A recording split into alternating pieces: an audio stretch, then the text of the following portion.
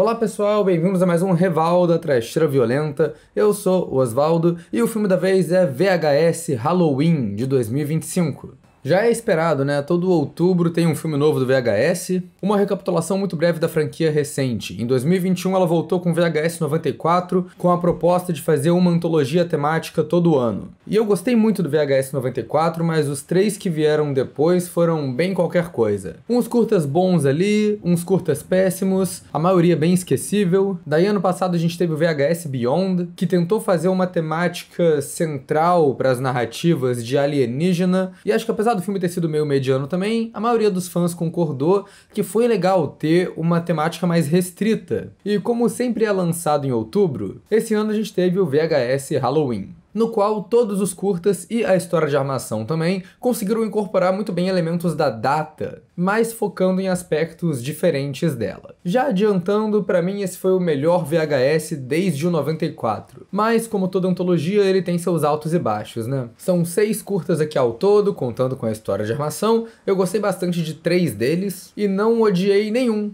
o que já é um saldo bem positivo pra franquia, né? Antes de falar mais dos curtas, eu vou pedir pra vocês se inscreverem no canal, se vocês não forem inscritos ainda. Comentem embaixo se vocês já assistiram VHS Halloween, o que vocês acharam desse filme, e deixem outras recomendações de filmes pra gente falar aqui no canal também. Acompanhe a gente nas redes sociais, os links estão embaixo na descrição do vídeo, e se você gosta do nosso trabalho aqui na Trecheira, seja membro. Quando você é membro, você ganha acesso a conteúdo exclusivo, escolhe uns filmes que a gente fala aqui no canal através de votações, e também apoia a gente, que é sempre bem importante, né? E claro, antologia, geralmente eu já falo com spoiler liberado, porque são historinhas pequenas, então não tem motivo pra ficar segurando spoiler aqui. Estejam avisados e vamos nessa, né? Eu vou falar dos curtas separadamente, mas antes o que dá pra falar da geral. Como todos os VHS recentes, ele é um tributo a terror das antigas. Esse não teve uma restrição de fazer a história se passar em um ano, igual algumas edições anteriores. Mas a única coisa que realmente une essas histórias é o tema em comum de Halloween. O que eu acho legal, mas eu também acho que talvez tenha faltado algum controle do produtor principal ali sobre o que a galera tava fazendo em cada curta. Quer dizer, eu acho ótimo eles darem essa liberdade pro roteirista / diretor de cada filme. O problema é que tem 2 curtas aqui que começam muito parecidos, com a ideia base de adolescente ou jovens adultos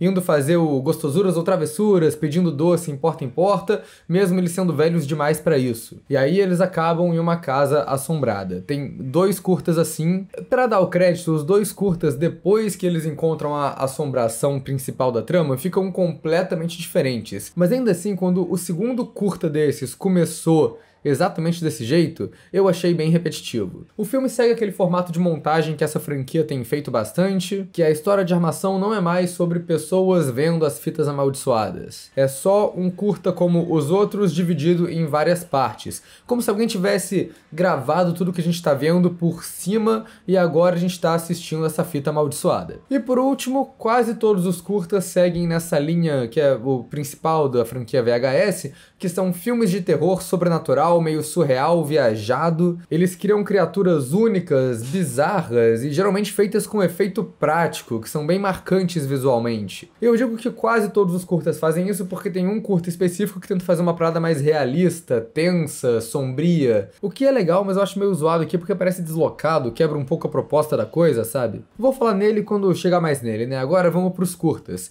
começando com a história de armação. Ela se chama Diet Fantasma, dirigido por um cara chamado Brian M. Ferguson. Uma coisa que eu sempre gosto de filmes de found footage é quando eles conseguem arranjar uma justificativa legal pra gente estar vendo essa gravação. Esse daqui se apresenta como um vídeo institucional de uma empresa que tem um visual bem anos 80, e o que rola é que é um grande conglomerado que tem essa marca de refrigerantes que tá fazendo um teste de produto. Esse refrigerante que está sendo testado ali se chama Fantasma Diet. E cada vez que a gente volta nessa história de armação, o teste está acontecendo com um grupo diferente de pessoas. O protagonista desse curta é o cientista, que é o chefe de operações da empresa que está lançando esse refrigerante, e ele já é meio babaca, assim, ele trata os voluntários desse teste como se não fosse nada. Aí vai criando esse suspense no primeiro teste até que o primeiro cara bebe refrigerante, e rola uma cena gore bizarra, que ele começa a sangrar pelo rosto, e a latinha de refrigerante cria tentáculos que atacam o cara. É um visual muito marcante, e isso já começa bem o filme.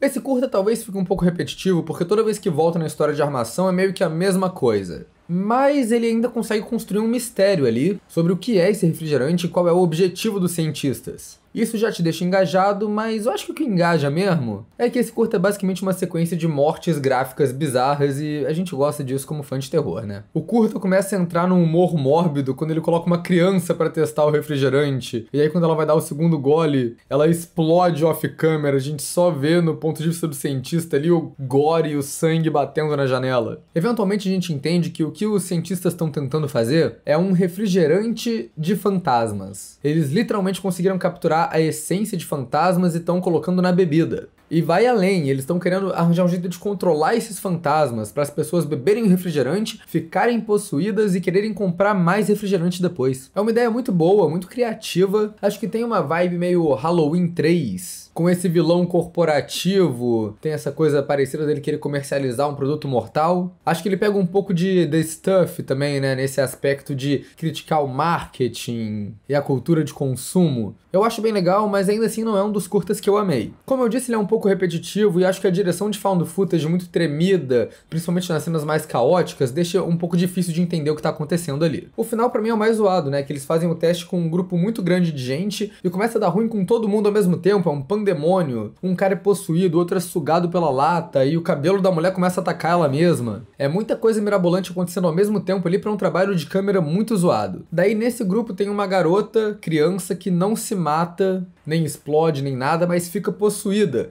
E ela só fica lá pedindo mais refrigerante. E aí esse curta que tava indo ok, faz uma parada que eu acho imperdoável. Porque acabando o último curta do filme, eu tava esperando voltar na conclusão da história de armação, mas meio que não teve, foi direto pra créditos, né? Eu achei que tinha ficado sem final, que tava faltando uma conclusão própria pra parada. E isso porque o final desse curta tá no meio dos créditos. E sério, eu odeio essa mania que a Marvel injetou no cinema. Beleza, cena pós-créditos existe desde muito tempo atrás, mas não com cenas que são necessárias pra compreender a trama. A cena final no meio dos créditos aqui é a propaganda do refrigerante, que não só explica o curta, como dá essa conclusão de que o plano malvado deu certo e o refrigerante que possui gente vai ser comercializado. E meio que mostra também a crítica do curta, né? Isso é essencial pra trama desse negócio e tá no meio dos créditos. O primeiro curta que a gente vê, fora a armação, se chama Kuchi Kuchi Ku, dirigido por Anna Slockovich. Esse daqui eu já comecei desesperançoso, né? Porque é o pior tipo de found footage pra mim, que é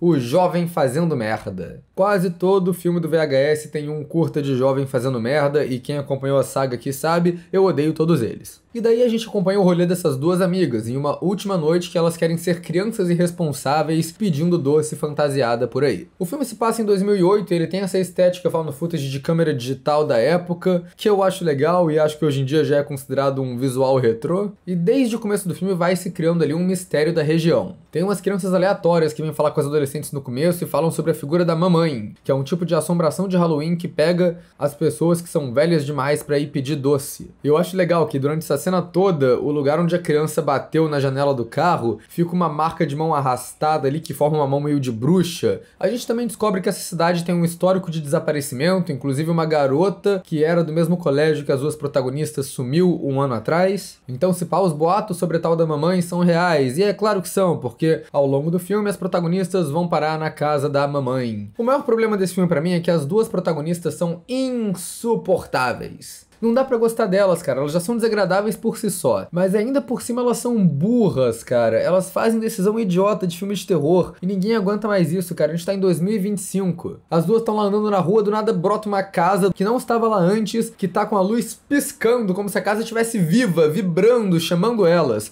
Aí elas viram e falam, vamos lá, vamos explorar essa casa. As duas, sabendo que tem gente desaparecendo na região durante Halloween, chegam nessa casa que a porta abre, tá um breu do caralho, sai um braço esquelético de fantasma e fala, chega mais, galera. O bagulho mais suspeito e bizarro de todos os tempos. Aí a protagonista acha ótimo, vai lá e entra. Até mesmo quando as duas já estão dentro da casa bizarra e tá acontecendo um monte de assombração com elas, a protagonista acha que tá na Disney. Acha que é tudo uma casa de terror do bairro, assim, que é só muito bem feita e tá levando tudo na brincadeira. O que salva esse curta pra mim, que não me faz odiar ele, é que eu gostei da parte da assombração dentro da casa, achei muito legal. A direção de found footage é meio merda, né? É um monte de gente correndo no escuro, como é de se esperar, e ele faz outra parada que eu acho meio imperdoável de found footage também, que é quando uma personagem vira pra outra e fala, pô, volta a gravação aí pra gente verificar uma parada, e a gente vê a interface da câmera aparecendo, voltando, pausando e dando zoom, como se fosse a personagem mexendo. Eu só fico pensando, não, câmera digital não faz isso. Você para de gravar e você vai verificar o que você gravou. Ela não tá gravando a tela da câmera,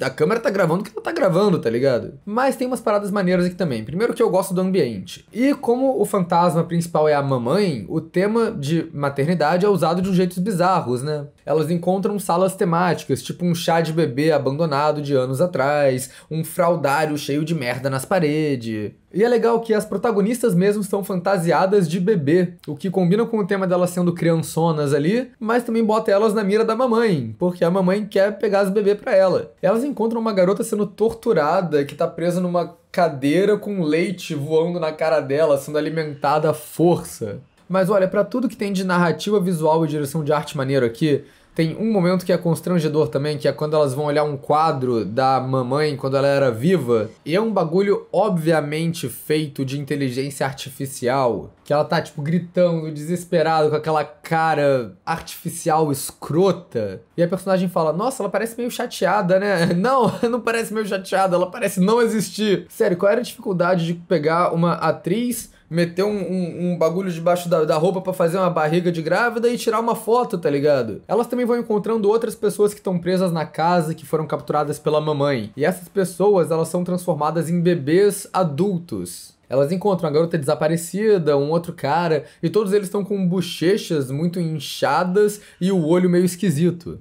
O que beleza, eu acho que é pra eles ficarem parecendo meio bebês ali, pegarem umas características, mas pra mim das duas uma, ou eles viraram um fofão ou eles viraram o Kiko. Então não é um visual que eu achei muito amedrontador, assim, no fim das contas. Por outro lado, a figura da mamãe eu achei bem bizarra. No começo da geração usa bem ela como uma assombração de fundo, ela aparecendo brevemente na porta, ela aparecendo devagar, assim, no canto da parede, olhando pras protagonistas. Mas a gente consegue ver ela com clareza no final e, cara, é bizarro. É um efeito prático muito bom, uma maquiagem de corpo inteiro, cara. Ela tem, tipo, 6 peitos saindo leite nojento. E ela tem habilidades únicas também, né? Que ela canta a canção de Ninar pra hipnotizar as pessoas. Então é uma vilã que eu achei muito diferente, muito grotesca e que funciona bastante. A história da mamãe fica implícita pelos itens que as personagens vão encontrando, que ela ficou grávida por conta de um estupro, foi obrigada a ter o filho, e aí se desviveu por conta disso enquanto ela estava grávida. Daí o fantasma dela ficou preso nessa casa para assombrar as pessoas em busca do bebê que ela nunca teve. Acho a personagem muito boa, acho o visual dela muito bom, mas a gente tem que combinar também que todo esse lance da mãe monstro morando numa casa sombria capturando gente para dar leite nojento, parece ter sido copiado do Barbarian, né, o Noites Brutais. O segundo curta se chama Utsupra Sikinfra. Foi dirigido pelo Paco Plaza, um dos diretores de REC. Acho que ele é o diretor mais reconhecível desse filme. Esse daqui, o found footage já começa diferente, tem um visual HD, então é mais recente, contemporâneo. E ele começa com uma montagem de fotos de uma cena do crime. Um monte de gente fantasiada, morta, sem olho. Daí a gente corta para o interrogatório da polícia. Eles estão falando desses jovens que saíram de uma festa de Halloween para dar um rolê numa casa assombrada. E aí todo mundo morreu, menos esse um jovem chamado Henrique. E daí o que acontece nesse curta é que a polícia e a advogada do Henrique querem levar ele de volta pra cena do crime para ele tentar lembrar o que rolou na noite passada e esclarecer o que aconteceu ali. Eu acho que esse curta tem a melhor estrutura de todos aqui porque ele fica intercalando entre as duas linhas do tempo. A gravação da polícia investigando e a gravação dos jovens da noite anterior. Na parte dos jovens, a gente tem essa protagonista, que é a garota vestida de freira, que levou os amigos dela, depois de uma festa de Halloween, pra invadir essa mansão velha que ela trabalhou, aparentemente, que é a casa de uma médium famosa que morreu recentemente. O Henrique aparece bastante nessas gravações interagindo com ela, e eu acho ótimo que ele tá fantasiado de bombeiro careca. E pra mim é uma referência meio óbvia ao REC, né, que o bombeiro careca acho que é o primeiro personagem a morrer do filme, que é jogado da sacada. Então é meio irônico que ele foi o único que sobreviveu aqui, né? E daí eles atravessam essa porta e entram nesse cenário de madeira bizarro, onde tem um telefone sobrenatural dentro e um monte de coisa em latim escrita na parede. Quando o Henrique lê as frases em latim, o telefone toca. Tudo isso vai intercalando com os policiais tentando entender o que está acontecendo ali e fazendo exatamente a mesma coisa, né? Eles pegam o telefone que estavam nas evidências deles e colocam de volta, falando que, é impossível esse negócio tocar porque não vai ter linha. Mas claro que aí eles leem o latim na parede, igual o moleque falou que fez, e o telefone começa a tocar. Durante isso tudo, o Henrique tá surtando, falando pra eles irem embora. Mas os policiais querem investigar, né? E daí eles acabam só repetindo a mesma merda sobrenatural que rolou na noite anterior. É uma trama bem simples, na real, que tá essencialmente só acontecendo a mesma coisa duas vezes, só que ao invés de ser um formato repetitivo que a gente vê em ordem cronológica, ele intercala o que tá acontecendo nas duas gravações para fazer um suspense até chegar na grande revelação do que aconteceu com todo mundo. E o que acontece é que o Henrique fica possuído nas duas linhas temporais. Eles falam o curta inteiro que eles não encontraram os olhos dos jovens que foram arrancados. E daí o Henrique começa a vomitar os olhos que ele comeu todos, e é muito bom esse efeito. E o que acontece é bem simples, né? Ele fica possuído, levita todo mundo e faz todo mundo ficar preso no teto. E daí ele aparece andando no teto e começa a arrancar os olhos da galera pra comer. Essa cena é tensa porque ela tá sendo filmada pelo policial, e como ele tá preso no teto, a câmera tá fixa ali, e a gente vai vendo o Henrique lentamente atacando todo mundo no fundo, numa cena que demora um pouquinho até ele chegar nas pessoas que estão perto da câmera pra gente ver o que ele tá fazendo ali. E eu acho bem legal o conceito simples desse filme, né, que é essa coisa de a frase em latim significa tanto embaixo quanto em cima, ou alguma coisa assim. Uma frase religiosa, mas que tem essa coisa legal do ambiente ali, né, que eles estão num ambiente que é simétrico. Normal e ele de cabeça pra baixo é igual. Então quando ele fica possuído, ele meio que faz essa coisa infernal de ficar no teto e depois todo mundo cai de volta pro chão. Sei lá, é uma ideia simples que não precisa de muito pra fazer, mas que eu achei um curta bem efetivo e esse foi um dos que eu gostei. O terceiro curta se chama Fan Size e ele foi escrito e dirigido por Casper Kelly, um cara mais conhecido pelo trabalho dele em animações do Adult Swim.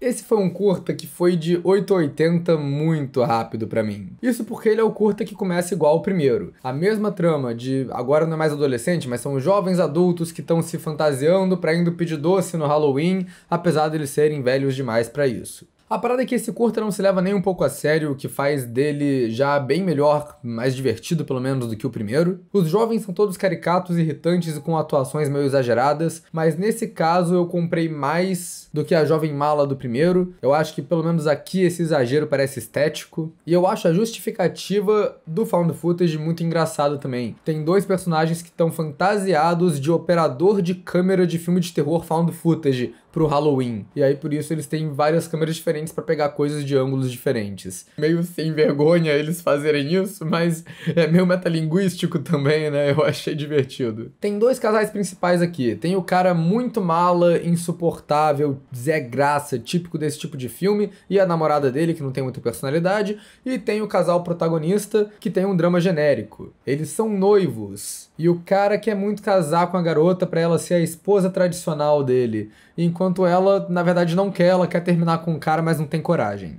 O começo desse filme é quase exatamente igual ao do primeiro curta, né? São esses adultos agindo igual criança, sendo meio insuportáveis, até que eles chegam numa casa esquisita, que nesse caso não é obviamente malvada igual a casa estúpida que pisca do primeiro filme. É só uma casa vazia com uma tigela de doce na frente e tá escrito, pegue apenas um. Os doces são todos esquisitos, de umas marcas que ninguém nunca ouviu falar. E aí o cara mala abre um, o doce tem um formato de pau, ele acha aquilo muito engraçado. Por um tempo ele é um típico filme de jovem sendo mala, até que a parada começa a ficar surreal e chamou minha atenção. Quando o cara vai quebrar a regra e pegar mais doce de dentro da tigela, sai uma mão de dentro da tigela e pega no braço dele. O que é fisicamente impossível, porque ele tá numa mesa que é aberta embaixo. Então não tem como ter ninguém ali. Eventualmente o cara começa a ser puxado pra gente da tigela e a tigela captura todos esses jovens e eles vão parar dentro de uma dimensão que é um tipo de fábrica de doce do Backrooms. E daí o filme vira fantástica fábrica de chocolate slasher terror, num estilo de terror comédia trash que eu adorei. Tem um vilão que é muito único, né, que é o cara que é meio rei dos doces, sei lá, o nome dele é Fan Size. E aí ele é esse maluco que tem uma cabeça vermelha gigante com uma coroinha, eu acho, que ele, enfim, ele é um maluco de doce, meio que um Willy Wonka esquisito do mal, ele fala tudo com uma voz meio infantil, ele parece um personagem de desenho animado até, Só que ao mesmo tempo que tem isso, ele também tá sequestrando e matando esses jovens. E é tudo feito ali num efeito prático mesmo, né? Você vê a criatura como uma coisa tangível, o que é sempre mais divertido. E ele é meio invencível, sabe? Quando os personagens tentam lutar contra ele, tem essa cena ótima. O cara consegue usar um machado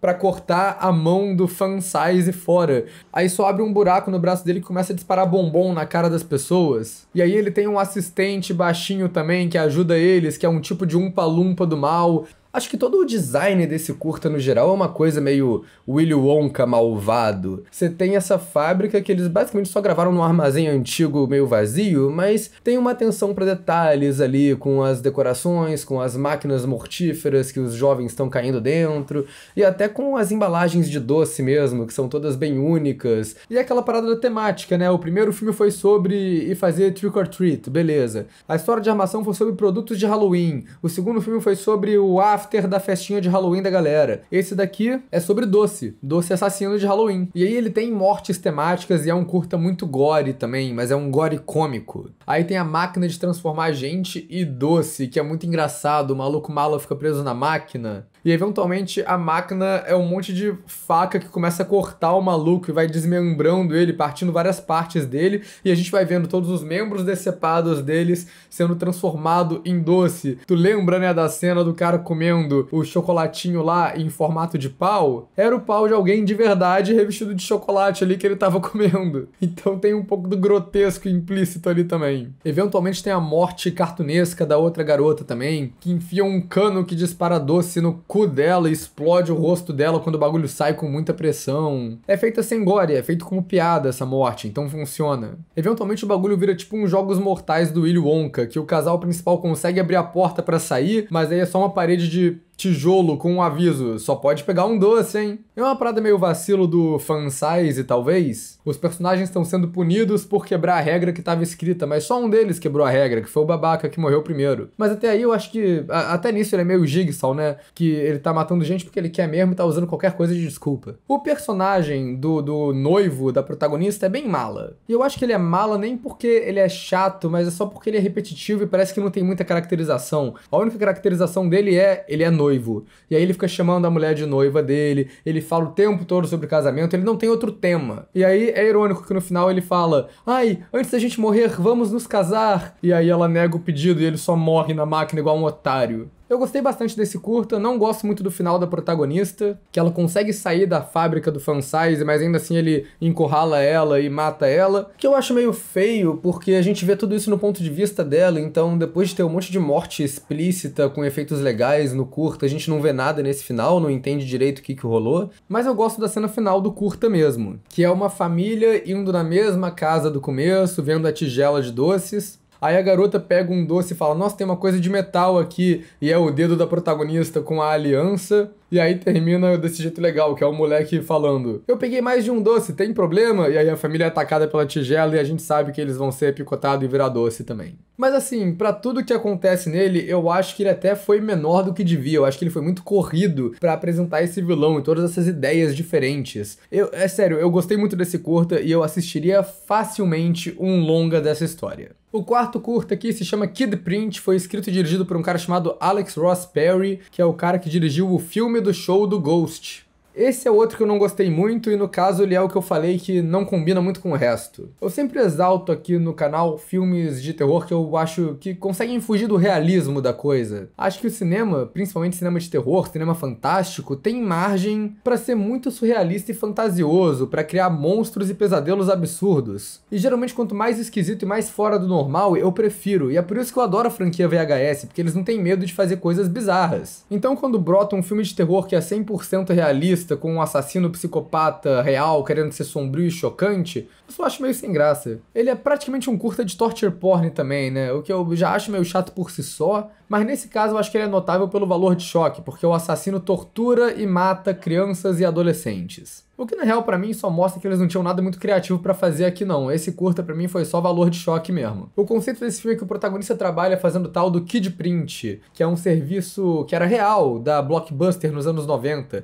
Eles faziam fitas de entrevistas com crianças e adolescentes pra ter um material pra veicular caso elas desaparecessem. Esse daqui é temático de anos 90 então, né, como dá pra ver, com essas gravações em fita cassete mesmo, bem caseira. E ele começa mostrando algumas dessas entrevistas feitas numa loja de vídeo, e tem um clima esquisito já desde o começo, né, que ele fica alternando essa fita entre a gravação que o protagonista tá fazendo e gravações do assassino, torturando as crianças, psicologicamente primeiro e depois fisicamente também. Eu também não gosto que esse filme não tem uma justificativa muito válida pro found footage. O protagonista é o dono dessa loja de vídeo que grava absolutamente tudo da vida dele sem motivo, é o tipo mais preguiçoso de found footage que tem. E o protagonista é meio otário também, eu não gostei dele. A cidade toda tá em pânico por causa de criança sequestrada e assassinada, e ele não tá nem aí, tá reclamando das medidas de polícia, tá querendo levar as filhas dele pra fazer rolê por aí. Então, sei lá, eu achei ele meio mala, e achei que esse found footage foi realmente mais com cara de found footage meio qualquer coisa, sabe? Tem várias cenas do começo que são várias enrolações típicas de found footage que não sabe como se desenvolver. Cena do protagonista mostrando todas as decorações de Halloween da loja dele, pra lembrar a gente que esse filme tá no tema também. Ele apresenta todos os funcionários da loja dele também,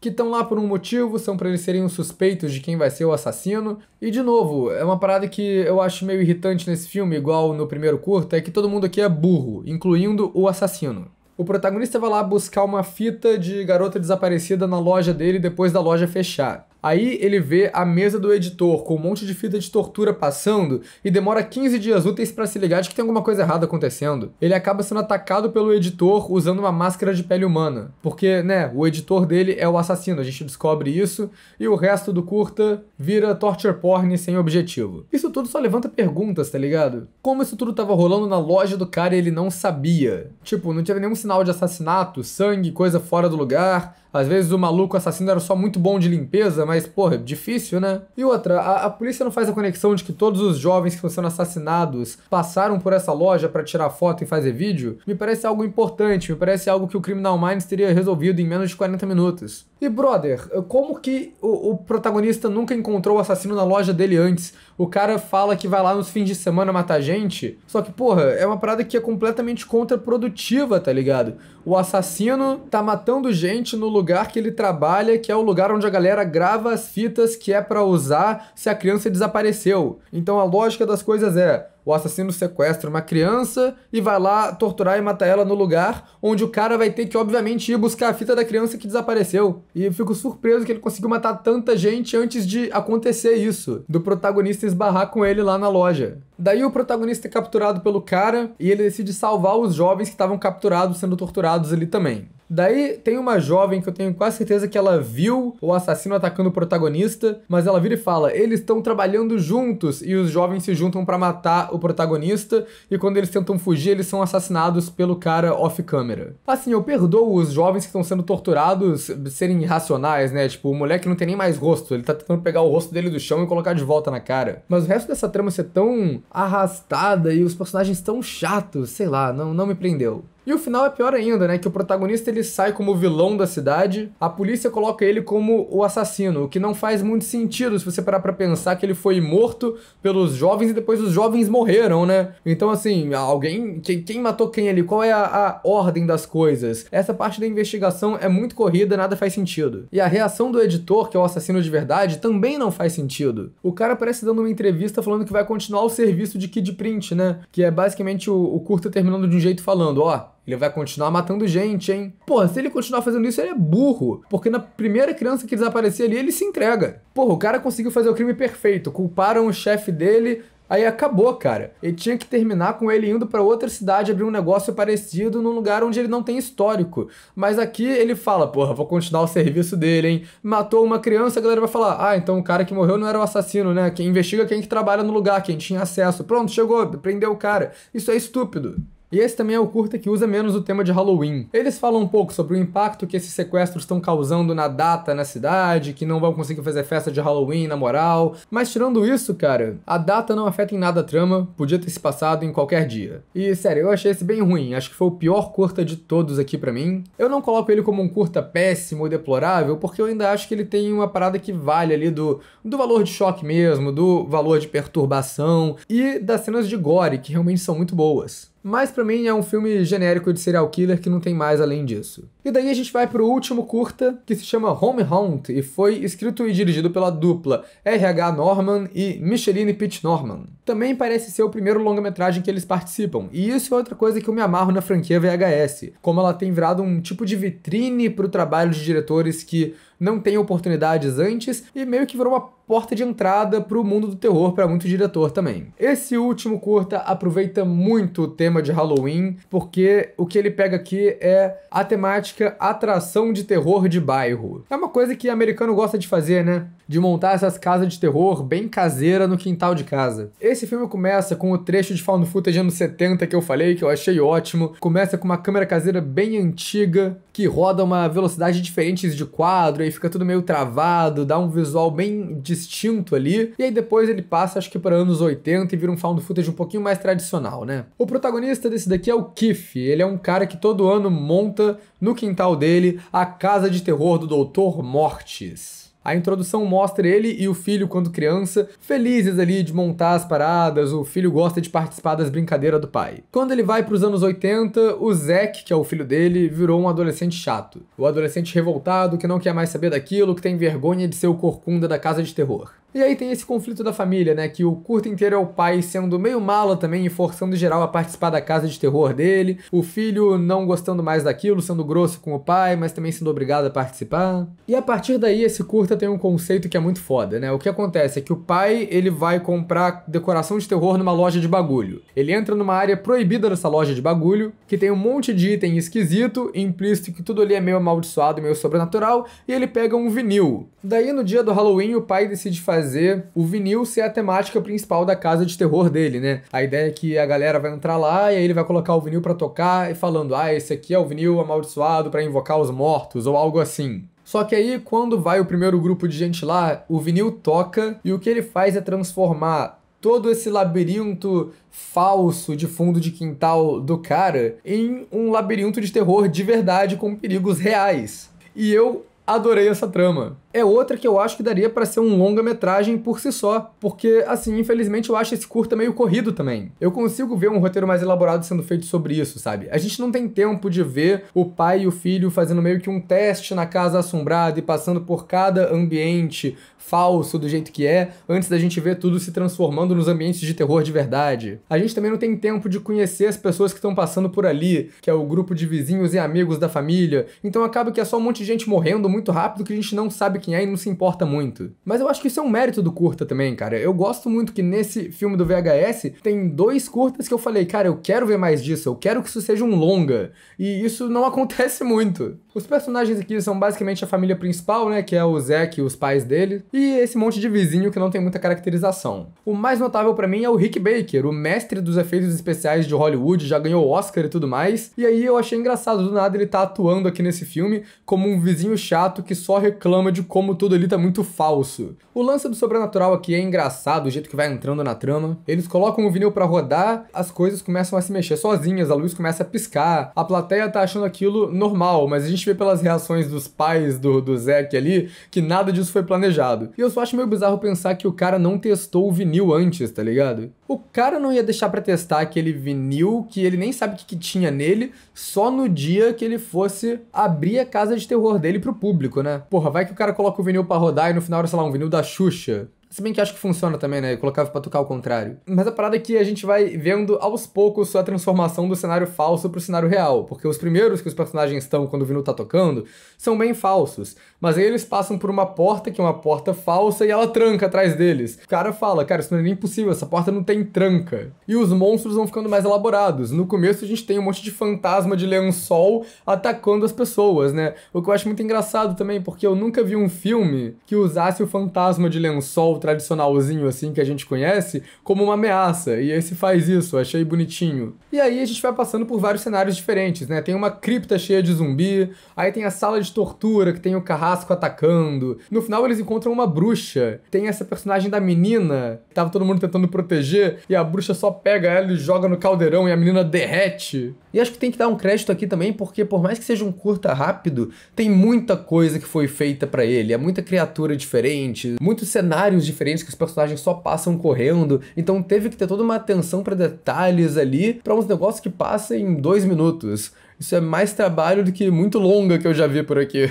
E tem um final, talvez o mais otimista dessa leva de curtas, que a família consegue escapar da casa do terror, mas a bruxa sai com eles, a bruxa rouba a câmera do moleque e o final do curto é muito bom, é só a bruxa gravando ela mesma matando um monte de gente na cidade. Eventualmente a câmera cai e a gente vê a entrada do labirinto, que era uma cara de demônio gigante, criando mãos ali e virando uma criatura gigante. E cara, a sensação que esse curta me deu é que a gente viu o segundo ato de um filme. Faltou uma introdução melhor pra apresentar os personagens direito ali e faltou uma conclusão da família tentando reverter a maldição e matar essas criaturas que eles soltaram pela cidade. Sério, eu quero ver esse negócio como um filme completo de 1h30. Isso seria muito bom. E com isso a gente chega no fim de VHS Halloween. Como eu disse, pra mim foi o melhor da franquia em muito tempo. Talvez dê pra fazer uma conclusão aqui de que, além de Halloween como um tema geral, esse filme também pegou um pouco um tema recorrente de perder a magia do Halloween quando você cresce, né? Porque, se parar pra pensar, a maioria dos curtas aqui foi sobre isso, né? Tem 2 curtas da galera mais velha querendo restaurar a magia do Halloween de criança, indo pedir doce na rua. Esse último curta tem essa temática da criança que cresceu e não gosta mais do Halloween com o pai. Não sei se foi uma parada planejada assim, mas eu senti que foi um tema assim, que talvez o Halloween na gringa, que tem mais costume de fazer essas festas enormes, seja uma parada que realmente quando você é criança faça mais sentido, seja uma data mais mágica. E aí eles tentaram capturar isso um pouco nesses filmes aqui, e talvez por isso que eles matem tanta criança nesse filme, eu não sei.